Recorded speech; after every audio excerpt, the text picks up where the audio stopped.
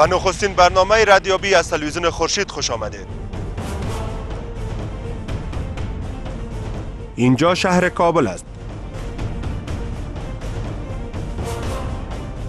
کابل با داشتن بیشتر از 5 میلیون جمعیت پرنفوذترین شهر افغانستان است. جمعیت زیاد تقاضای بلند نیز در پیدارت و پاسخگویی به ضرورت‌ها نیز دشواری‌های دارد.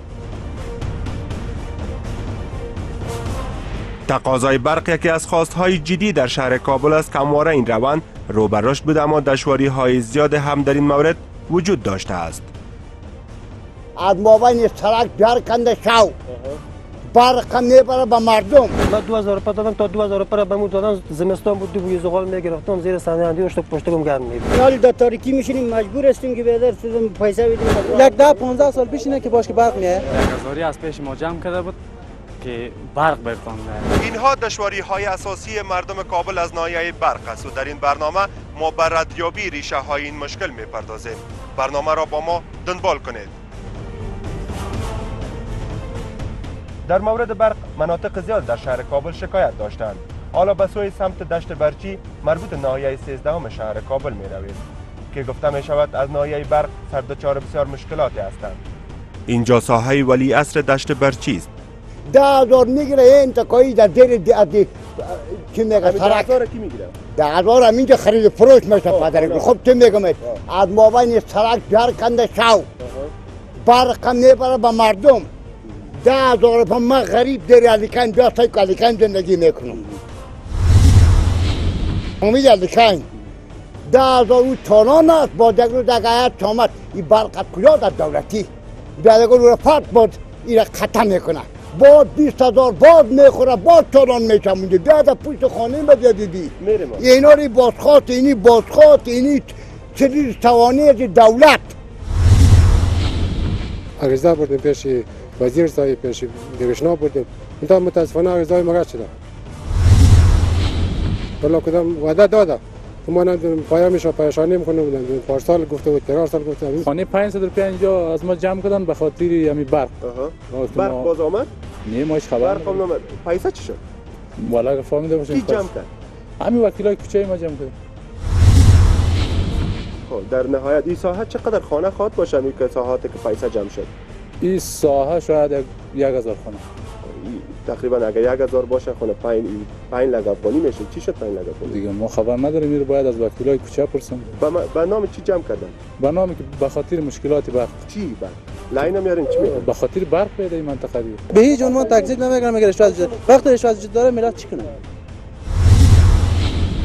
مجبور است که فهمید به یک طریق کار خود را پرده. نه یک 10-15 سال پیش اینه که باش که برق میاد. از ما 500 گرفته بود. چی وقت گرفته بود؟ 1 سال میشه.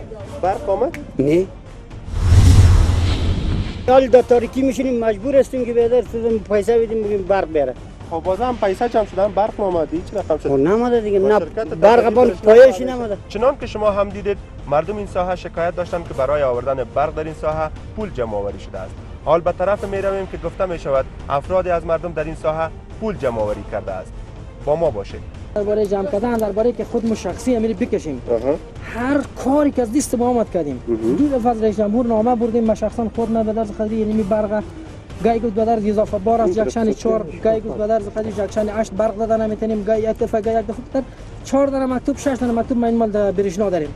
در وزارت میبریم از وزارت یک سلسله گپ است که چرا برق نرسیده به این باید برسه یک شرکت اما پیسه هم باید جمع میشه. پیسه هم جمع میشه و مردم مسکین بیچاره که شاید از صبح تا دیگر کار کنه 100 روپیه پیدا نکنه از اون 500 روپیه فی خانه جمع میشه و این 500 روپیه بعد 2000 خانه 1 میلیون. بعد از ما تصمیم گرفتیم که یک شرکت خصوصی گفت که ما ایرا میکشم این برق شما. خب بیار گفتیم بیار خانه چند جمع بکنیم. گفتیم مقدماتش ما اول هم خانه 500 جمع کنیم.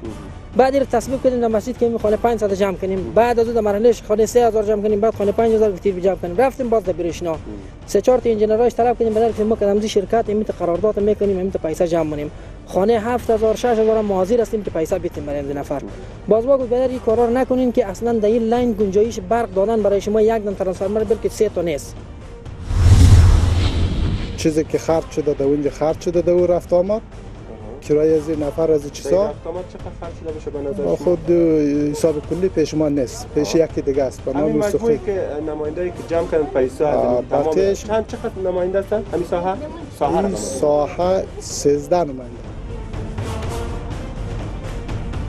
باشنده های منطقه 315 مربوط ناحیه 11 شهر کابل مدعی اند که مبالغ متفاوت 2 الی 3500 افغانی از فی منزل در این ساحه از سوی نماینده های منطقهشان به عنوان انتقال وسایل برق مانند پایه ها، لاین ها، جین بکس ها و غیره و دادن رشوه به مسئولین برق جمع آوری شده است. نمیفهم رئیس برشنا میگن چی میگن. با او میام پیسه را میبرم، با اون میفهم تحویل گذاری میکنم، با کارمنداش میتن. کارمنداش باز میان نگه پایه را میارن یا لاین میارن، امروزشان خود محل منطقه مردم کمک میکنن، برق میگیرن، پایه را میمانن، بعد پایه پیسه هم بر از او تحویل میکنن. غیر از او پیسه که رشوت تحویل نکنن اصلا پایه را جای تابال کسی نآورده. ما خودم 11 سال است که در این منطقه زندگی میکنم. ما از کل سم سراتش میفهمم که نمیال شخصا ما نفر همینجا دیدیم پیسه، ما شخصا خودم پیسه دادیم. برقم خانه بالاست، در کوچه 14 است. باور کن ما خدا گردنم بسته نکنه 2500 2000 روپیه پدرم آمد تو پیسه را گرفت روش برش داد، گفت دیگه پیسه را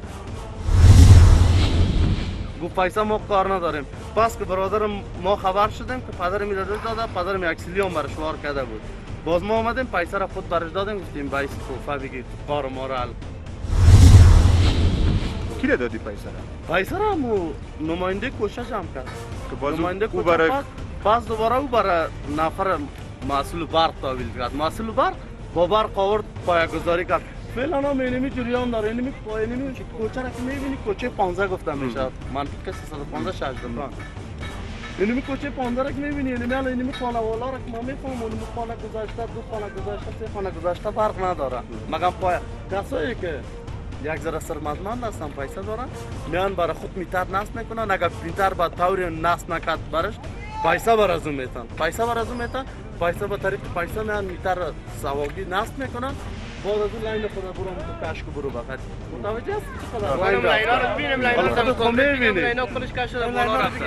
اینمی کار داره برای فعلا هم اینمی پایه را آوردن، اینمی جا که نصب کردن 1000 خانه ازی 1000 خانه 1000 نفر فی نفر خانه 2000 3000 4000 در حالت 1000 بیارم پیرابط 1000 پر کداد. حتی نماینده کوچه او روز اینجا برخورد کردن که نماینده کوچه پیسه را گرفت رفت موتر برای خود خریده.